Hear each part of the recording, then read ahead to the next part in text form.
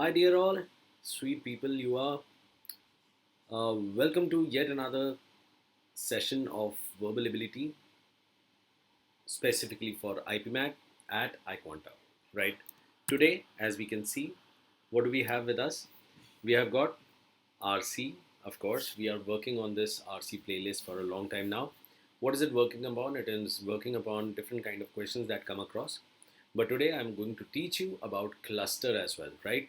So you know what really happens. The passages are quite big, huge at times, and very tricky. So there might be some problem. It might be time consuming.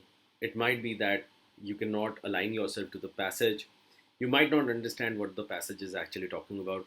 So there are plenty of problems. And the outcome is definitely getting negative marks, right? Or not able to attempt the questions. So I'm going to teach you about something to do with cluster reading. So what is exactly cluster reading? We are going to see in today's session. Moreover, if we summarize a paragraph, it becomes easier for us to understand that what exactly the summary was telling us. Okay. In that sense, what happens, we can actually bifurcate every paragraph as per whatever they are talking about, and which of course finally would give me help when I'm going doing the answers, right? And lastly, we are going to talk about CR. What is CR? CR is basically the critical reasoning, right? Now, what happens? Many people would say, like, critical reasoning, oh my god, what is it? This is so very difficult and all that stuff. But, dear friends, l- let's not, get into a dark hole out here. Let's simply understand what exactly is CR. CR is nothing but your ability to read a sentence and read beyond the sentence. Fine.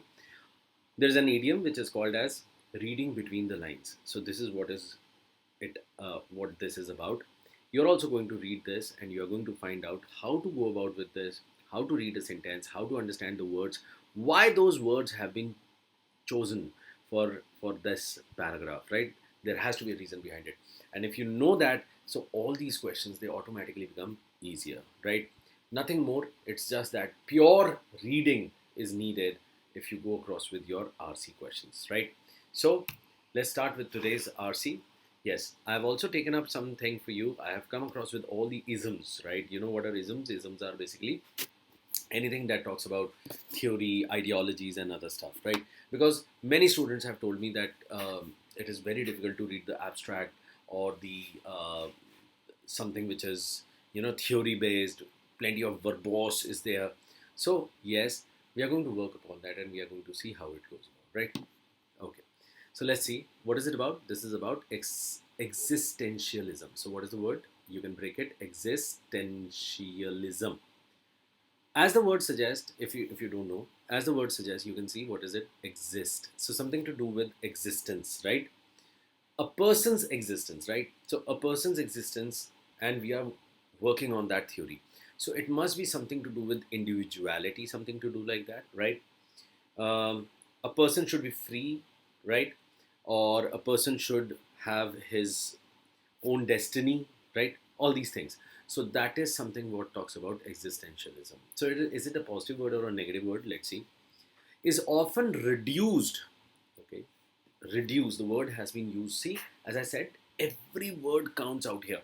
So they have said reduced out here. What is the reason behind reduce? The author would actually say this word, which means that he feels that people have degraded it, right? They have undermined the word existentialism, right? Which automatically tells me two things. Fine, what the people think, or what author thinks the people think, and on the other hand, what is the author's view. So author's view might not be that negative about existentialism, right? That's why he's saying like is often reduced. So some people reduce it, not him. Okay, to a cliche. Okay guys, what exactly is a cliche? So cliche is anything which is unoriginal, anything which is overused. Fine, in that case it is said, it is called as cliche, right? Of despair. What is despair? Despair is almost like hopelessness, so this is negative. So it is being said out here that existentialism is generally seen as a negative thought process. It is generally thought to be something which is hopeless. Okay, individuals adrift in a meaningless universe. Adrift. Would it mean adrift? Of course, you can see adrift is coming across with drift, right? So something, people who are drifting away, right? They are moving away into something. Okay, so they are drifting into something, or you would say, are they on track? If they are drifting, no, they are not. So they are randomly moving around, right? In a meaningless universe, burdened by angst. Okay, what is angst? Burden, you understand? It is something like, you're it's a liability over you. It is always there over you, right? So what is angst? Angst is some kind of anxiety. Yeah, as easy as that. So it is talking about some kind of anxiety, right? Yet such a caricature overlooks its deeper ambition. See, you can easily make it out that the author is, he used the word yet out here, which is very important because it is actually creating the flow. What is the flow coming out here? It is simply saying that people are taking it wrong. On the other hand, yet the word comes across, which means he's going to give across his view now. Yet such a caricature overlooks its deeper ambition. Okay, overlooks its deeper ambition. What is that? Okay, before that, can you just tell me what is caricature? You must have heard of it plenty of time. So the basic meaning of caricature, you would see, those people who make cartoons and all that stuff, some kind of sketching or something like that. So caricature is basically sketching. Okay, yet such a sketching. What does it mean, sketching in this case? So what are they doing? Such kind of traits or the character that the people are doing. Okay, such kind of thought process about it, right? Overlooks its deeper ambition. What is the deeper ambition? To reclaim human freedom from the shadows of systems and doctrines. Okay, so as easy as that, it becomes very easy for me to understand what is existentialism, because it is talking about human freedom, and from what? From the shadows of systems and doctrines. You know what are doctrines? Doctrines are any kind of beliefs, right? So we have got doctrines, and they would talk about some kind of belief or dogma. So any kind of system, existentialism, does it belong to it?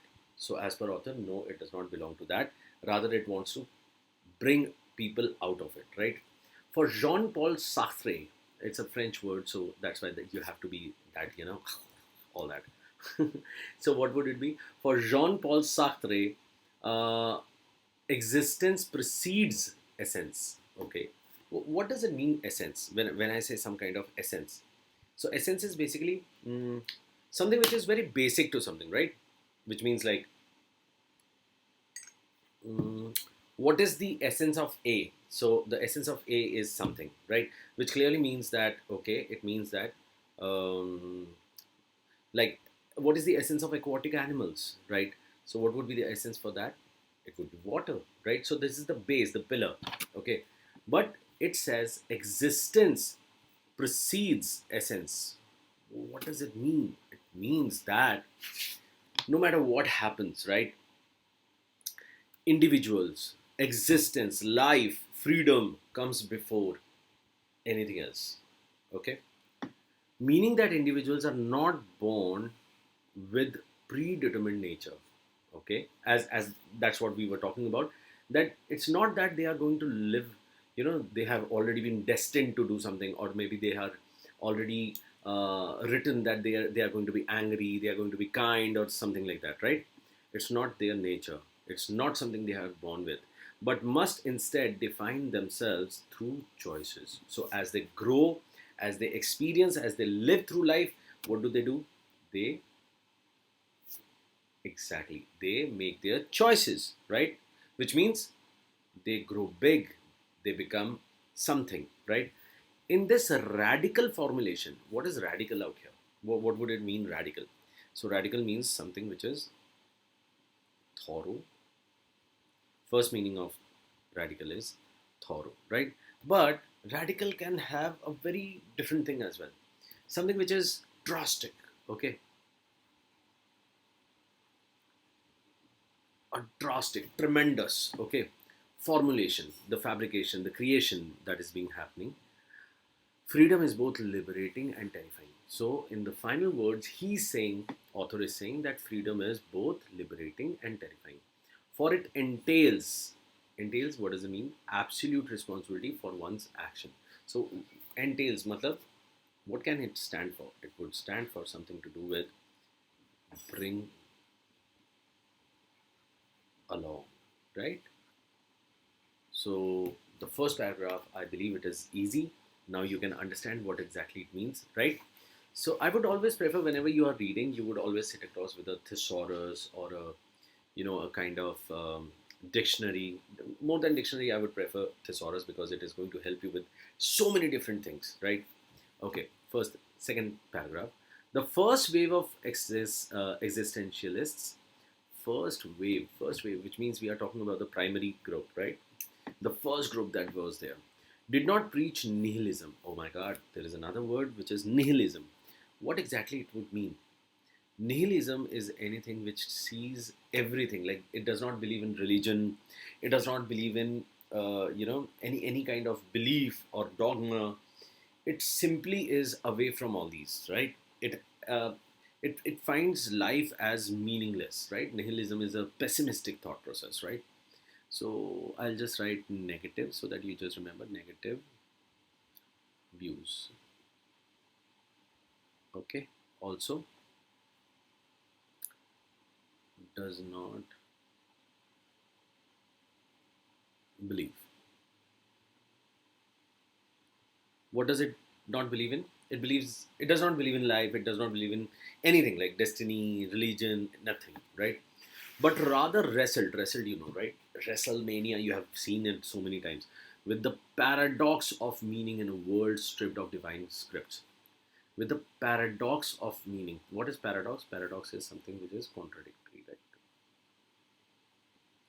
talking the opposite. Okay. So it is the contradictory of meaning in a world stripped of divine scripts. Divine scripts, which are like the written things, okay? And world stripped means taken away.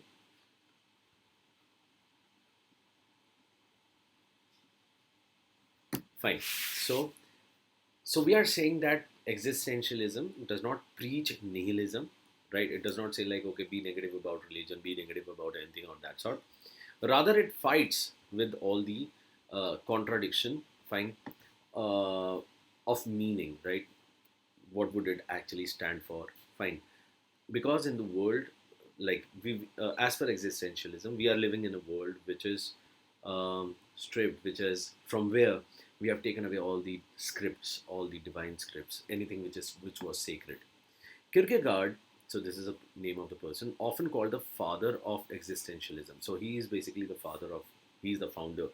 Saw faith as a leap. So he said like, oh, you must have heard of this expression as well, right? The leap of faith, right? This is what it is. Saw faith as a leap. Leap is jumping off, right? If you are faithful, if you have the faith, if you believe in something, only then you'll take that step, right? Only then you would jump into it, or else you would never do that, right? A subjective passion. So what exactly is a subjective passion? When I say something which is subjective, what would it mean? So subjective is anything that is, um, self-proclaimed, right? I would say like, more than that, self-interpreted, right? When you do the analysis and you start doing it as per yourself, how you interpret and everything, so that becomes quite subjective, right? A subjective passion rather than a logical conclusion. So he says that, um, he said faith, what faith is nothing but a passion, okay, rather than a logical conclusion. So faith, he does not find conclusion or a logic in faith, right? Sorry. Camus rejected transcendence altogether. What is transcendence? So transcendence is basically going the upper level, right? Going beyond something, right? So in other words, transcendence would also talk about what? Superiority. Superiority. Okay. So it talks about being superior. Okay. Fine. So superiority, what does it mean? He feels Camus. So we have got one person as Kierkegaard and the other one was Camus. Camus says that he rejects superiority altogether, argued that humans must confront the absurdity of existence. So he says like it's absurd. Life is absurd because we don't know what is going to happen, right? It's very absurd. Where is it going to end? We don't know. Not by surrendering, but by living fully despite it. And he says that no matter how absurd the life may be, you should not surrender to it. Rather, live fully. So whatever comes to you, you should not give in. You should not give up. You should face it and live with it, right? The existential hero for him was Sisyphus. Oh my god, such names. Condemned to push a boulder. Condemned means what? So he was punished. Okay, he was punished to push a boulder. What exactly is a boulder? So it's a big stone. Okay, big bulky stone uphill. Oh my god. So he was supposed to push the stone upwards, right? Endlessly. Yet imagined as happy. Yet imagined as happy. Yet, what does it mean? Like, so it must be a part of history or something like that, or maybe the mythology. So everyone, like the mythologists, they believe that he was actually happy. Why? Because he accepts the struggle as his own. Okay, so again the same line comes across and it is getting justified out here when they say that absurdity of existence not by surrendering but by living fully despite it. So whatever the, even the bad things, you have to live with that, okay, and be happy with it.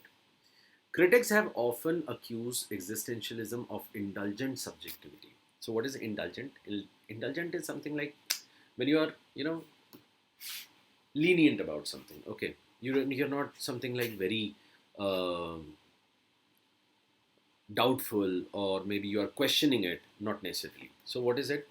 Have accused existentialism of indulgent subjectivity. Subjectivity, again, we come across the self thoughts, or we can say the free thoughts, or something like that, dismissing it as a philosophy for the lonely coffee house poet. And so what do the critics feel? They feel that it is, they are dismissing, right? They do not even believe in it, right? They do not even care for it, ignorant about it. They just feel that it is just a philosophy for the lonely coffee house poet. So a poet may be heartbroken or something like that. He sits across and does whatever he's to his own reflections, right? This is for him what existentialism. Yet its influence on literature, politics, and psychology suggest otherwise. We can clearly see the author is actually in support of what? Existentialism. So this line may help me when I'm working on a question like tone or something like that. Okay? So you must be very careful when you're reading, and your one-time read should be strong enough to do major portion of the questions, right? Okay. Yet its influence on literature, politics, and psychology suggest otherwise. From Beckett's plays, where silence weighs heavier than speech. So some guy, his name is Beckett, he must be a playwright or something. And what is he? In his plays, he basically gives more value to silence than the speech itself, right? Two, two, which means we are coming across to another example or a range or something. De Beauvoir's, yeah, that's again a French name. Beauvoir's insistence that women's freedom is entwined. What is entwined? Entwined would mean, you can say like curled up with, okay, or we can say wrapped with, okay. So it is wrapped with something. What is it wrapped with? What is it covered with? With existential responsibility. So women's freedom is entwined with existential responsibility. So somewhere, because that's what they are trying to say, that we can find it everywhere. We can find it in literature, politics, psychology, everywhere. So like in literature, there was this what the playwright, he uses silence more than speech, right? On the other hand, we have got the politics where women's freedom is being talked about. So they also feel that there should be existentialism out there. Fine. The movement consistently expanded the scope of what it means to be human. Fine. So what happens? It actually expanded the scope of being human. So what a human should be, what are the things he should do, what should be his traits and everything. Even in psychology, existential therapy emphasizes personal responsibility. Existential therapy, right? Again, once again, can we just remember, because every time you would come across with a word which you have not known but you have just read, so you should always, your mind should echo those words so that you remember what it was, right? So out here we know, and when we are talking about existential, so what are we talking about? We are talking about freedom, we are talking about responsibility, we are talking about absurdity, we are talking about living through um, all kind of moments, right? And creating your own destiny. Fine. So all these things would come across into existential therapy. Okay. Emphasizes personal responsibility. See, we talked about responsibility, right? And authenticity over reductionist diagnosis. What is this reductionist stuff? So reductionist, when we go across into reductionist diagnosis, okay. Um, a person who is reductionist, what would he do? He would not go across into the deeper ideas, right? Deeper values or deeper meanings of the idea. He would rather go across and simply use layman's language, or he would just use some language to make it short. Okay, so that is reductionist. So is it a good word or a bad word? At times, in this case, though, it would be taken as a negative word, right? So it was negative, and then what it says diagnosis. So those people who have a tendency of uh, very, very shallow thinking, right? So they would diagnose existentialism in a very different manner altogether, right? In the modern era, existentialism competes with a culture obsessed. Now we are talking about what is happening in the modern era. So of course, existentialism still exists, but it has to compete with culture obsessed with optimization. Okay, obsessed. They cannot live without it, right? They are obsessed with it. Okay, possessive, possessed with what? Optimization. What is optimization? When I optimize something, so it has to be efficient, everything should be perfect and all that. And external validation. External validation is when I'm asking for people, they should come across, they should tell good things about me. That is where I'm getting validated by them, right? Okay. Apps dictate how one should meditate. So what is happening? Apps are coming across, they are telling people, you know how you should meditate. Metrics measure self-worth. Metrics is like, plenty of apps which tell you about the time taken by you, what kind of business you are doing, and this is measuring self-worth, right? Algorithms suggest life path. So algorithms are telling us what exactly we should do. You know what, even there is a algorithm to breathe, right? So so this is what is happening. Against this backdrop, existentialism insists on radical self-definition. Radical, drastic, tremendous self-definition. Define yourself, don't wait for others.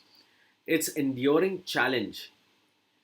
Enduring, what is that? Enduring, so it is tolerating, or we can say bearing challenge, is not how to eliminate despair. It is not about eliminating despair. Eliminating despair is hopelessness, right? You're not throwing away hopelessness, but how to live authentically with it. So when the going gets wrong, right? When the things are wrong about you, around you, and they are not going well, what would you do? You have to live with it. You have to live with it. This is what existentialism is asking us. In this sense, existentialism is less a philosophy of gloom than a reminder of the dignity. So rather, it is not teaching us anything to do with gloom, anything to do with pessimism, to live with anxiety, depression. Rather, it is telling us to live with dignity, right? And burden. Burden is the responsibility you have to take, right? Of freedom. So with freedom, whatever comes across, it comes across. The dignity comes across, the burden comes across, right? Why am I coming across with these kind of thought process? The isms are basically, it is going to open up our world of reading, of understanding, and plenty of things, right? So it makes us very easy to understand these things. Once, if there is any question coming across from, or any passage that comes across from existentialism, at least you would not feel that you have never read about this, right? It would not be something falling from the sky just like that, right? And you would be able to do it fine. So without any further ado, now that I have made you understand, but today, as I said, I'm going to teach you about the cluster reading. So about the first paragraph, right? So first paragraph, if we look, what is the summary? So if you see, there was a whole big paragraph. Was it important for me to read everything, or is it important for me to retain everything from there? So that is the question, right? So see, what is it? Summary. What does it say? Introduces existentialism, rejecting cliche, right? Presenting Sartre's idea of freedom and responsibility. So if you look at it carefully, this is the only thought process that we must remember. Fine. In this way, we would be easy. We can actually declutter our thought process and just keep in our mind what is important, rather than just throwing words at the brain and asking it to remember that, right? So if we see, what is the cluster for the paragraph one is foundation, definition paragraph, right? Okay. And this is basically clustering with paragraph 2. Okay. Keywords. What are the keywords? Cliche of despair. What is existentialism? Of course, existence precedes essence. This is the keyword, very important. Then it says there has to be freedom, and then it says responsibility. If you want to add, you can also add John Paul Sartre if there is a question about John Paul Sartre. So you have to come across to paragraph 1. Fine, guys. What you have to do is, you have to understand, whenever you go across with these kind of papers, you would also be given across a rough paper. So I would want you people to now get attuned with this kind of a thought process, right? So what would happen, whenever you have a paragraph, you can actually keep on writing these keywords, and when you write these keywords with you, what would happen, you would be able to answer the question. That is more important. Fine. Paragraph 2. So what was it? Summary. So we remember, contrasts Kierkegaard's faith. Fine. Do you remember? Kierkegaard, or whatever his name, Kierkegaard, right? Often called the father of existentialism, saw faith as a leap, right? So he had some thought process about faith. And on the other hand, Camus, he was totally about absurdism. Fine. See, Camus, rejecting transcendence altogether, argued that humans must confront the absurdity of existence, not by surrendering but by living. So they both have two different things. And lastly, we actually talked about what? Here, existentialism, resist nihilism. Fine, that was your first part. Existentialism did not preach nihilism. So this is resisting nihilism. What is a cluster? Foundational thinkers. Cluster with paragraph 1 for core philosophy. Fine. Now, what is keywords? Paradox of meaning is important. Leap of faith, absurdity, and Sisyphus. So, what was Sisyphus about? Condemned to push a boulder uphill endlessly, yet imagined as happy. So, Sisyphus is an example that has been given across to show that even if a person is going through a bad phase, he would actually be happy because he's actually accepting the struggle as his own, right? So, this was it. Paragraph 3, what was it? Response to criticism. Fine. So there were critics who were talking about, and then he says, like, no, this is not it. It is almost like it's a better deal, right? So it says, even in psychology, existential therapy emphasizes personal responsibility, authenticity over reductionist diagnosis. So you can easily catch hold of that.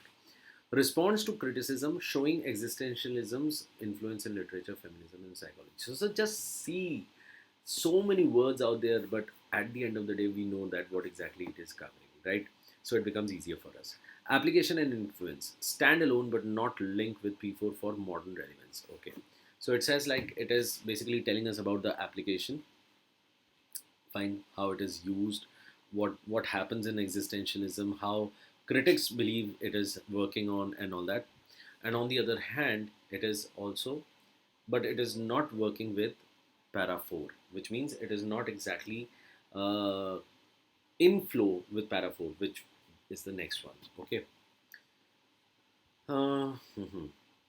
Next one, keywords. What is it? Indulgent subjectivity. So when you remember these keywords, what happens? You remember the what I'm giving you is the dots, right? And now what happens? Your mind starts connecting them, and it becomes easier for you to remember all these things that are happening in this, right? So what was indulgent subjectivity? What was it? So it is, see, critics have often accused existentialism of indulgent subjectivity, which means indulgent subjectivity has to be taken as a negative, right? It's a negative aspect of existentialism, right?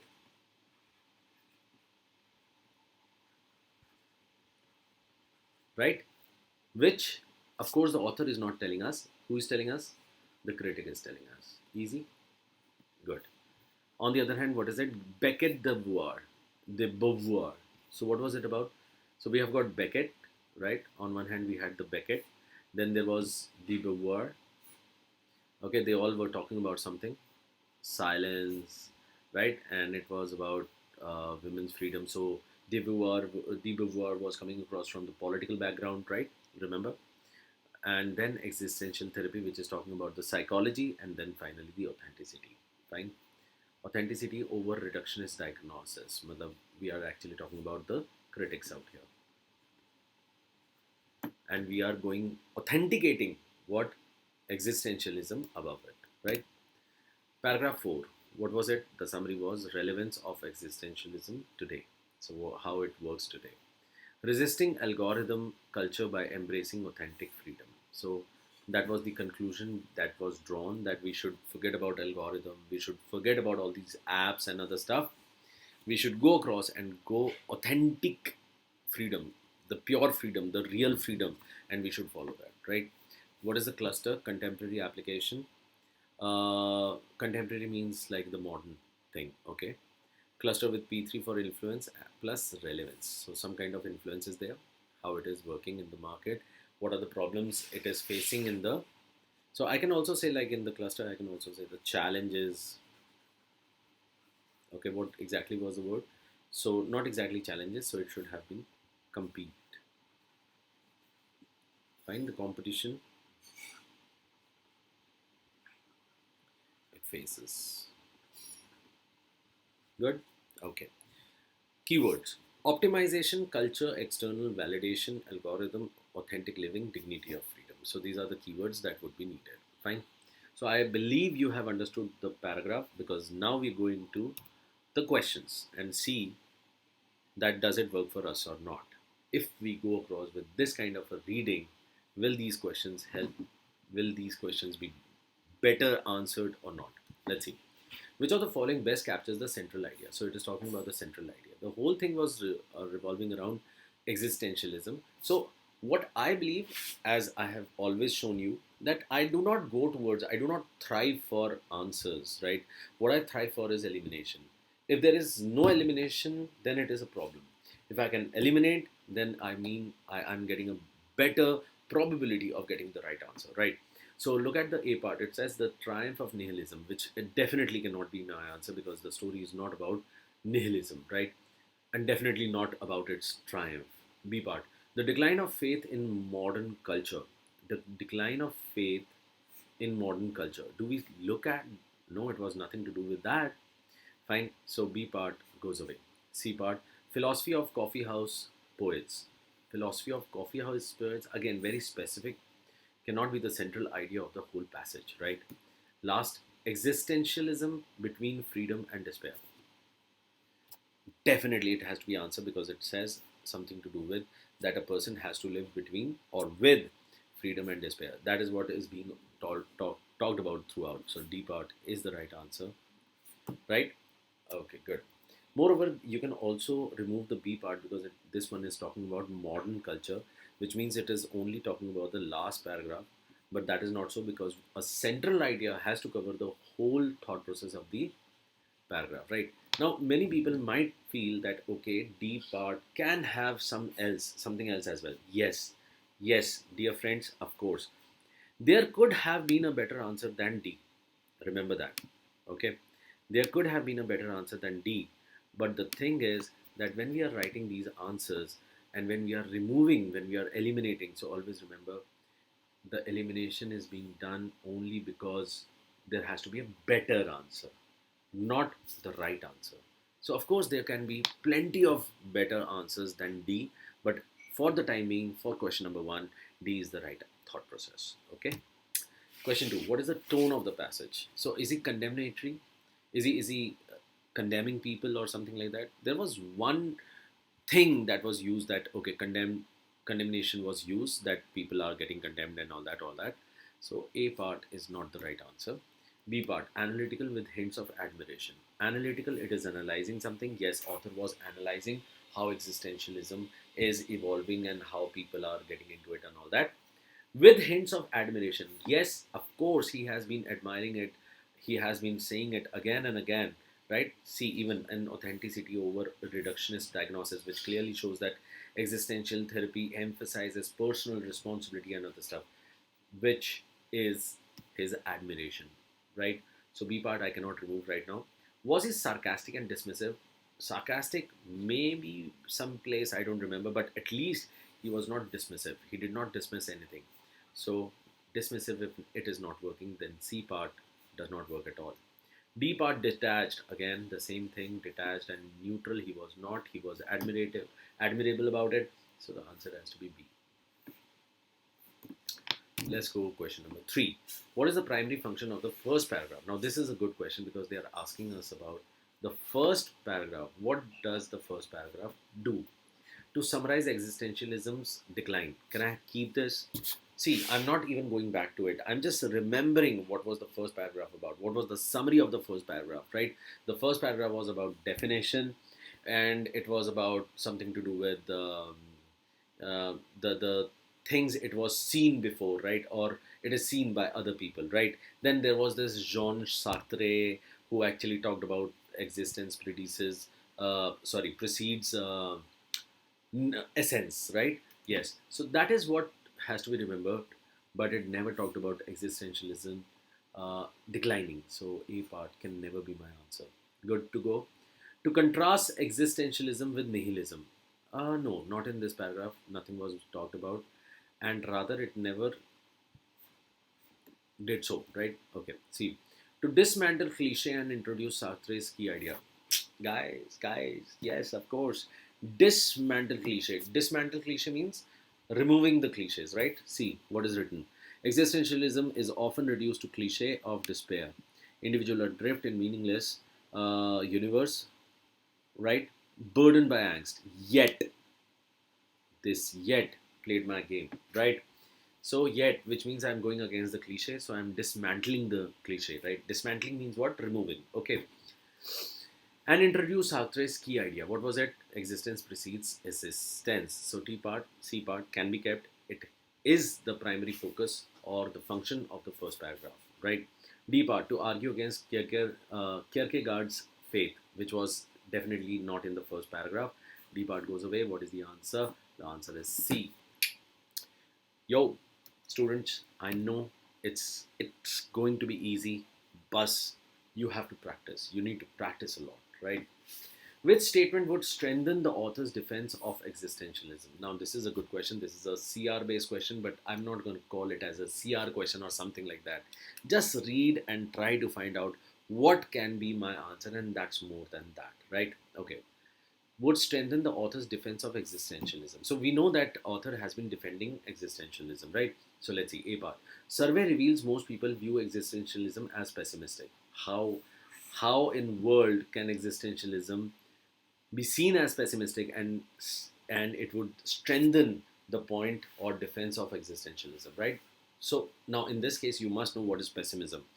So pessimistic is something which is full of despair or negative and all that stuff, right? So was it said that existentialism was negative? No, it was not. So it cannot be in defense of existentialism. A part goes away. Clinical studies show existential therapy improves mental health outcomes. Of course, I can keep it. That's why they use, yeah, that's why they use what? Even in psychology, existential therapy emphasizes personal responsibility and authenticity, right? This is what it is being talked about. And now, to strengthen our thought process, we say that there has been studies, okay? There have been studies, and those studies have said that existential therapy can actually improve mental health. So, which means B part can be my answer. So, I'll keep it. C part, literature has largely abandoned existential themes. Nothing, if I say this, if it has abandoned existential themes, how can it be something that can strengthen the defense? So C part does not work. Technology has eliminated existential crisis in modern times. Definitely not. No. So if it would have been a crisis, then it would not be taken as a positive thing. So it cannot be something that strengthens. So B is my answer. I hope everyone has understood. Fifth, in the passage, absurdity most nearly means. Of course, there is a vocabulary question also. So let's see. Question number 5. In the passage, absurdity. Okay, can anyone quickly see where exactly the absurdity is? I forgot to mark it. So, absurdity. It was something said by someone, right? It was someone, yeah, Camus.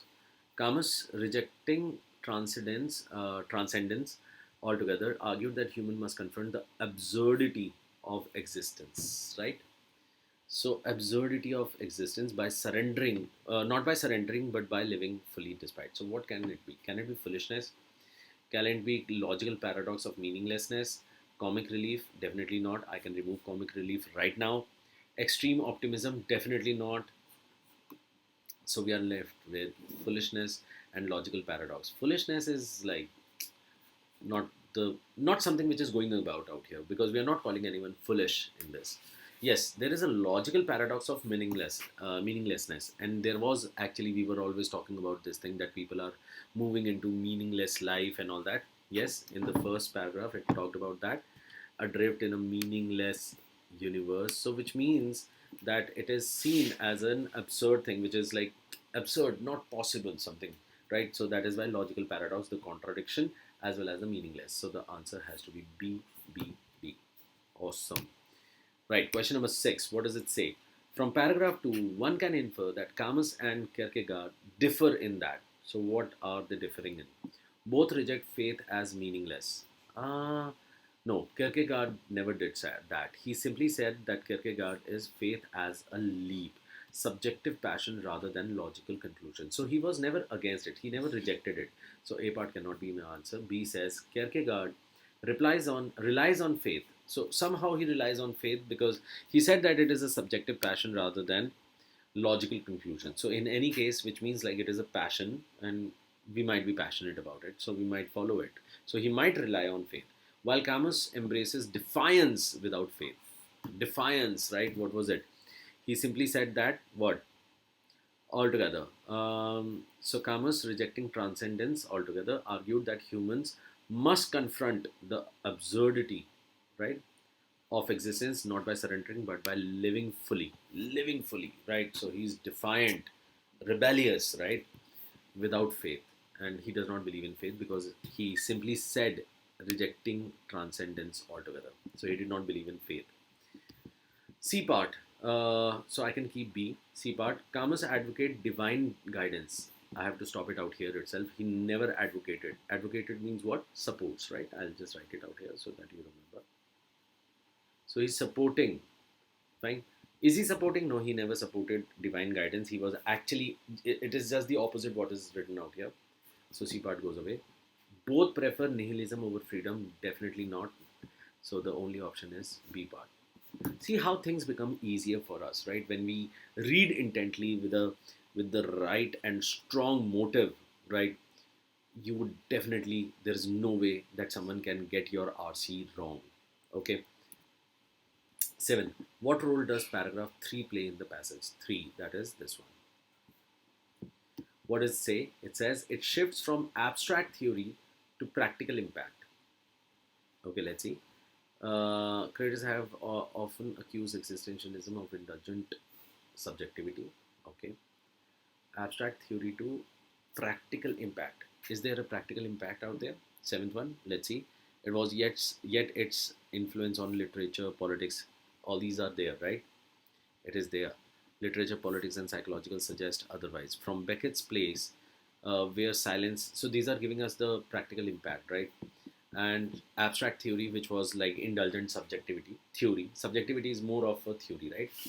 Okay, so I can keep A. I should not remove A right now. B part, it says it critiques existentialism's limitation. No, does not. It argues existentialism is outdated. Oh, definitely not. It introduces Nietzsche's. Forget about it. We don't even know who he is, right? It is not even written out there. So the only option which is possible is A part. It shifts from abstract theory to practical impact. Yes? Good. Question number 8. So let's see what happens in 8. Students today read, sorry, which of the following, if true, would most weaken, now this is a very important question, weaken the author's claim that existentialism is relevant in modern culture? Okay. So, first of all, what is the argument we have to talk about? The argument is that the argument that has been given to us is existentialism is relevant in modern culture. Okay. So, it is relevant. Where? Modern culture. And I have to weaken it. Okay. So, let's see. Students today read fewer philosophical texts. Can I have this? Fewer philosophical texts. And so, what happens? How can this work for existentialism? Right? Because when I say philosophical text, so it is not talking about existentialism, it is talking about overall, right? Overall philosophy and all that stuff. So, A part cannot stay out here. A part has to be removed. B says people increasingly seek meaning through algorithm driven choices. Okay, I'll keep it for the time being.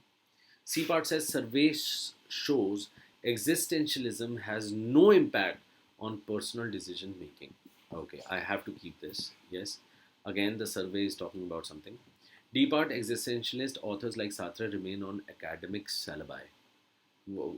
Remain on academic syllabi means that they are just based on academics, right? Some theory is there, not in practical or other stuff. But okay, it does not work for me. I have better options than this. So I've got B and C. Now, which one can weaken the thought process? People increasingly seek meaning through algorithm driven choices. Okay, so yes, but definitely it would not necessarily have an effect on existentialism. People might have algorithm driven choices, but then again, they can be free even after that. There are, like, when I say free, there is a whole lot of definition for freedom, right? But C part says surveys show existentialism has no impact on personal decision making. Now, this is a direct attack on existentialism, right? So, maybe a survey comes across and it says that when existentialism is done or followed, what happens? It does not have any effect on personal decision making. So, if I don't have any impact on personal decision making, how would I be able to live through anything, right? Because I would always be thinking that yes, I have to do this and I have the power, I can do this, right? But nothing is happening out there. Fine. So in that case, existentialism does not work for me. So therefore, the better answer out here is C. I hope everyone has understood. This was a good question. Let's see, ninth. Which of the following best describes the passage overall structure? So overall structure is like from here to there, like from first to the fourth paragraph, what all have we understood, right? A part says caricature, okay, core philosophy. So it is giving us the core philosophy out here. Yes. Historical, sorry, historical figures. Yes, there was Sartre, there was Kierkegaard and Camus, right? Okay. Criticism, yes, the third paragraph is criticism and modern relevance. Definitely A part can be my answer. Let's see whether something is better than this. See what I'm doing? I do not jump to answers, right? And you should not, right? You shouldn't do it. Okay. You should also do what? You should work upon which one to eliminate, because that elimination gives you the power, fine, to do what? To find the right answer, and your accuracy would of course be like it would be benefited by that, right? So maybe we also have a theory among us, right? The principle of what? Elimination. Yes. Okay, so we would call it as eliminationism. God, I don't know. So what is historical figures, right? Okay, was it historical figures in the first one? Yes, there was some John Paul Sartre out there, but majorly it was out here someone like Camus and Kierkegaard. Yeah, this was there. Okay, next part. Uh, then it comes criticism, definition, and application. Definition is not, yeah, the definition was not coming in the third paragraph, right? Definition was actually coming across somewhere in the first and the second paragraph, right? Often reduce deeper ambition to reclaim the sea, yet the deeper ambition to reclaim human or something like that, meaning the individuals are not born. These are the definition part, right? So definition cannot be your B part. So B part goes away. Abstract theory, nihilism, faith, technology. Technology, no. We did not end with technology. Faith is just, it was talked about, but we this is not exactly the thought process. Definitely, if I keep A and C together, C does not work, right? D part. Modern problems, I did not start with. It did not start with a modern problem at all. Then comes existentialism, then comes faith, and then the psychology. So no way. D part also goes away. The sequence is wrong, so the answer has to be A. See, the questions are actually doable. Let's see. Which of the following would be the authors most likely agree to? Okay, fine. True authenticity lies in resisting despair entirely. Okay, so what does it mean? If you have the authenticity, no, not if you have the authenticity. It says true authenticity. So authenticity depends on something. In resisting despair entirely, I cannot take this because, see, on one hand, see, there is a trick out here. It simply says like entirely. What does it mean when I say entirely? Entirely means that completely. There is no way we can have despair. No way. The whole paragraph, the whole passage has actually said to live responsibly through despair as well, right? So A part cannot be my answer. B part says existentialism is irrelevant in the digital age. No way. Again, author will never agree to this because he was there. He saying that it is there and it will remain. C part, living authentically means embracing responsibility even amid despair. Definitely, this was what was being said. I'll keep it. Faith is the only route. Forget about it. The answer is wrong. Why? Because it is calling faith as the only route, which is not exactly in the part of existentialist. It was used when we were contrasting between the values of two historians or two philosophers, right? So this is how it is. The answer clearly shines in front of all the rubble, and the answer is C, right? So, guys, from this, what we learn? We learn that elimination is going to be elimination is going to be the most important part, right? The most important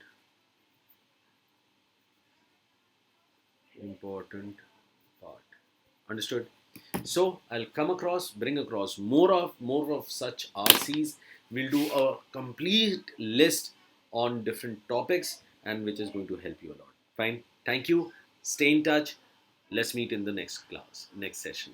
Okay. Take care, guys. Bye bye.